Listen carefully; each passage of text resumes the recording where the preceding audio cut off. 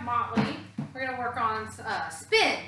Now Motley knows spin a little bit. We've been working on it a little already, and he's getting there.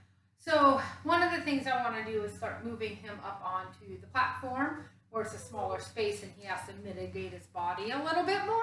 But we're just going to warm up on the floor.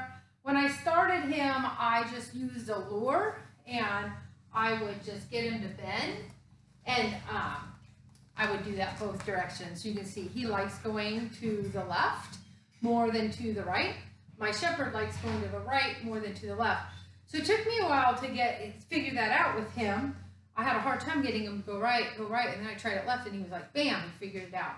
Now we work on it both directions. And so, again, when I'm starting the spin, I'll just work on maybe a little bit of a bend and get a move and reward, right? Little bend, good, reward, right? Both ways, bend, good, reward. And he's coming around just because, like I said, he's got this figured out now.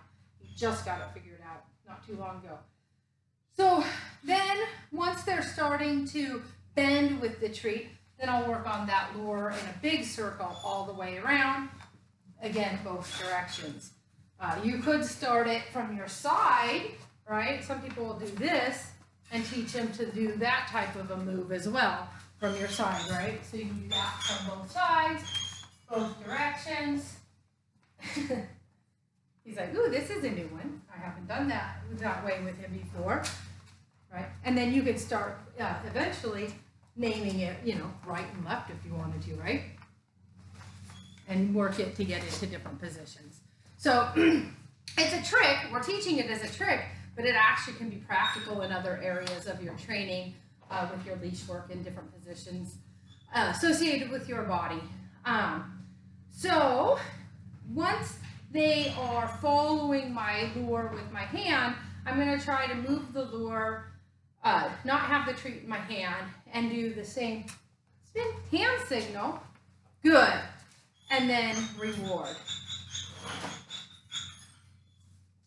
Right? And then I'm going to do the same thing. Other way. Good. And reward. And eventually my hand signal will just be a little flip of the wrist both directions. I'll show you that. Good. So Motley's doing pretty good at following my hand in whatever direction I want. Good. Right?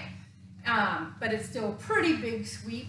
And you saw the one time when I did it, he actually kind of backed away. That's the problem you're going to have when you're teaching spin, is sometimes when you come over top of your dog to do that, they're going to be a little uncomfortable from that and back away. And so that's why I'll, try to not do it so much and just get that turn and get them comfortable with me basically being in their space. That was one of Motley's holdups when I started, is he felt like it was a little too much for him when I'd come across his body like that. So if your dog's exhibiting that avoidance behavior, recognize that and find a different way. I mean, you could literally start spin by running around them. You'll get your exercise that way, and let's face it, we all need that, right? So, right, I get, if I needed to. Most dogs you don't have to go to that extreme, but some it does work. So spin, good. And I'm just starting to put actually a word to it. When I go this direction, I say other way, good. So I use spin for that direction and other way for that direction.